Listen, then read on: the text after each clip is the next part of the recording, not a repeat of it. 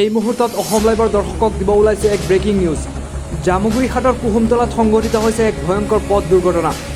কুহুমতলাৰ 15 নং ৰাষ্ট্ৰীয় ঘাইপথত বলেৰো আৰু চেণ্ট্ৰৰ মুখামুখি সংঘৰ্ষত বিধ্বস্ত দুয়োখন বাহন। দুৰ্ঘটনাত গুৰুতৰভাৱে আহত ত্যাগবীৰ হেমবৰুৱা মহাবিদ্যালয়ৰ প্ৰবক্তা সুচাতা ৰাজখোৱা। গুৰুতৰভাৱে আহত প্ৰবক্তাগৰাকীক উন্নত চিকিৎসাৰ বাবে তেজপুৰলৈ প্ৰেৰণ কৰা হৈছে। হয়, এই মুহূৰ্তত দিব বিচাৰিছোঁ এক ব্ৰেকিং নিউজ। জামুগুৰিহাটৰ কুহুমতলাত সংঘটিত হৈছে এক ভয়ংকৰ পথ দুৰ্ঘটনা। কুহুমতলাৰ 15 নং ৰাষ্ট্ৰীয় ঘাইপথত বলেৰো আৰু চেণ্ট্ৰৰ মুখামুখি সংঘৰ্ষত বিধ্বস্ত দুয়োখন বাহন। দুৰ্ঘটনাত গুৰুতৰভাৱে আহত ত্যাগবীৰ হেমবৰুৱা মহাবিদ্যালয়ৰ প্ৰবক্তা সুচাতা ৰাজখোৱা। গুৰুতৰভাৱে আহত প্ৰবক্তাগৰাকীক উন্নত চিকিৎসাৰ বাবে তেজপুৰলৈ প্ৰেৰণ কৰা হৈছে। জামুগুৰিহাটৰ পৰা প্ৰেম তিৱাৰীৰ ৰিপৰ্ট, অসম লাইভ।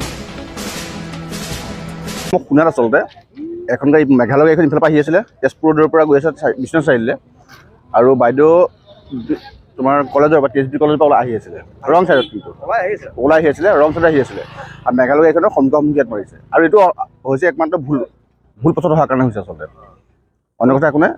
ইনজৰ্ড বাইদেউ অকণ ইনজৰ্ড হৈছে, আৰু ইতিমধ্যে গম পোৱা মানে বাইদেউ ধলাই বুলি নিয়া হৈছে। মুখত দুখ পাইছে অকণমান, আৰু অলপ বুকুত দুখ পাইছে। পুলিচ প্ৰশাসন লগে লগে পাইছে। ড্ৰাইভাৰৰ ইমান হোৱা নাই, তেওঁ অকণমান চুটৰি দুখ পাইছে, কিন্তু ইমান হেৰি নহয়, তেজ চলোৱা নাই। অঁ, দ্ৰুতগতিত মানে মেঘালয়ৰ পৰা অহা গাড়ীখনতো তেওঁৰ ৰাস্তা নহয়, এইটো তেওঁ শুদ্ধ ৰাস্তাত আহি আছিলে, তেওঁ অকণ স্পীডতে আছিলে। বাকী বাইদেউ কলেজৰ পৰা চলাই আহিছিলে, আমি ৰং চাইড থকাৰ কাৰণে ভুলটো হৈছিল বুলি আমি অনুভৱ কৰিছোঁ সকলোৱে।